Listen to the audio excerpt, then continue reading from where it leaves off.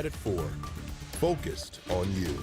Right now at 4, the NAACP now releasing the results of its investigation into the Missouri Central Bus Company. It comes after bus drivers walked off the job protesting how the company handled racial discrimination allegations. Good evening, I'm Brent Solomon. And I'm Kay Quinn. Leaders of the local chapter of the NAACP say they found significant issues impacting the safety of students and drivers, in addition to, quote, racial indifference within the company's maintenance division. 5 on Your Side's Diamond Palmer joins us from the Missouri Central Bus Company with new details on the investigation and allegations. Diamond? Well, Kay and Brent, one of the 2 black mechanics at Missouri Central Bus Company says if the company doesn't take action soon enough, he's willing to quit. He says after reporting things about faulty bus parts, that's when he and the other mechanic endured things about racial slurs, actions, and even inappropriate jokes. Last week, St. Louis Public Schools canceled after-school activities and couldn't guarantee a ride to or from school after a protest by bus drivers. Nearly 100 drivers called out of work in support of mechanics facing racial harassment, and one of them even found a noose inside of their bus garage. Mechanics Amin Mitchell and Jerry Ellis say they've made their complaints known to HR. The bus company responded by saying they have hired an independent third party to investigate the allegations. Tuesday, NAACP leaders said they intend to ask the Missouri State Highway Patrol to take a further look into what's going on at the bus company and call on city government to get involved. Our intent to submit a report to the St. Louis City Prosecutor's Office. They have them take a look at some of these allegations to see if any of this stuff is criminal. And it's also our intent to, we do believe that the noose was put there as a part of as a threat, which would constitute it to be a hate crime under federal law.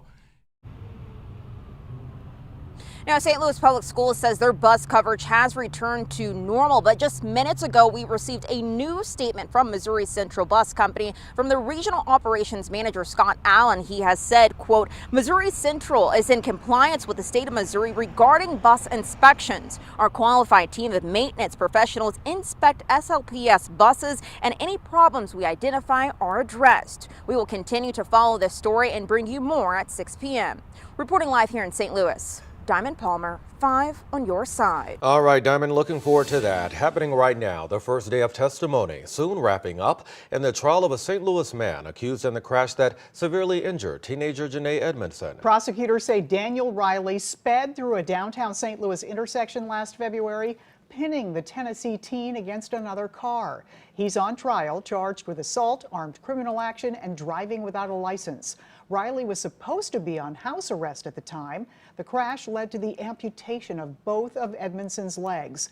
This morning, her father testified about the moments after the crash. I heard Janae screaming, and I looked down at her, and she was yelling, Dad, I can't feel my legs. I can't feel my legs. When I looked down and saw her, I looked and I saw that her left leg, she was on her stomach, and she was on her left leg was completely severed.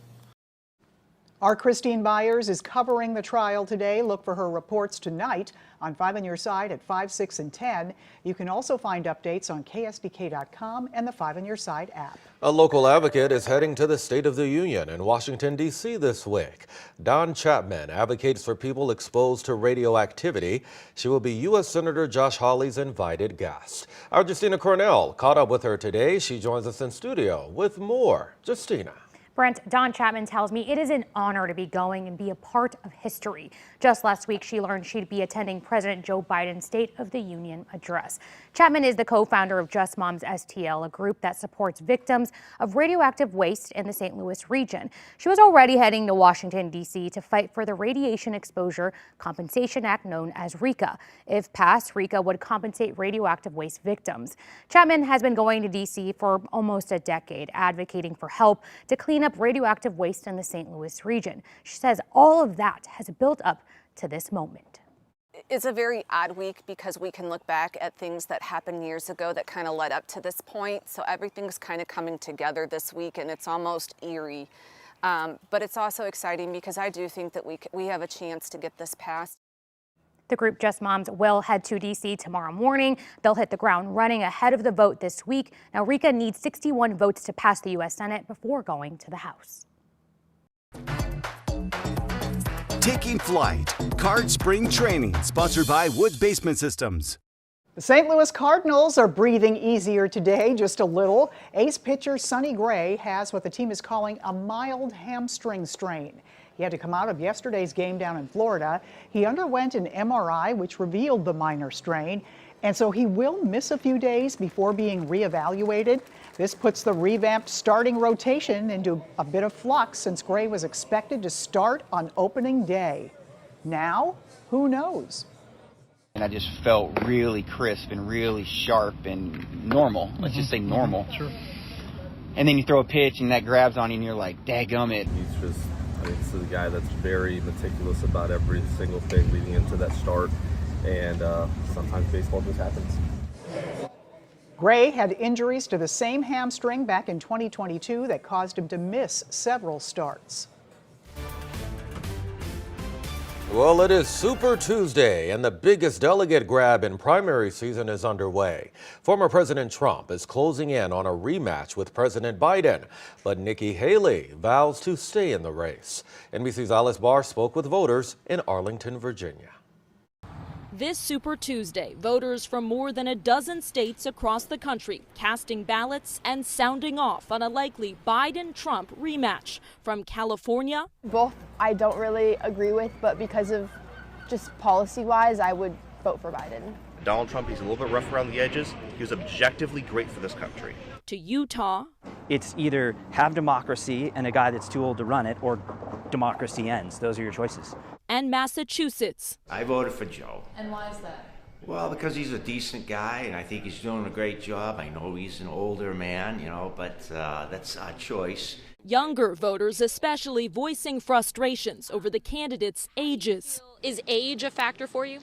It definitely is. I mean, especially I work in healthcare, and knowing that as you get older, your memory just naturally starts to get a little weary. It's just hard to feel represented by someone that's so much older than us. And a feeling they're not being heard on critical issues like U.S. support for Israel in the war in Gaza. Do you think this is an issue that could and should cost President Biden the election? This is a time for moral leadership, and yet I'm not seeing that. Several voters we spoke to are considering a third-party candidate, as former President Trump's sole Republican rival Nikki Haley struggles to break through. I'm not ready to get out yet. I'm still sitting there fighting for the people that want a voice, and they deserve that. Voices turning to votes, with the frontrunners moving closer to locking in their party's nominations. In Arlington, Virginia, Alice Barr, NBC News. Getting ready for a new neighbor. The moves being made by City Hall to clear vacant lots around the new National Geospatial Intelligence Agency. And it's been 2 months since a door plug flew off of a Boeing plane in mid-flight. Now an FAA audit of the aerospace company shows multiple failures in quality control. Not much rain today for some of us, but over the next few days, we'll see better opportunities toward the end of the week. What portions of your day may be impacted by rain and how much we're going to expect as we head into the weekend.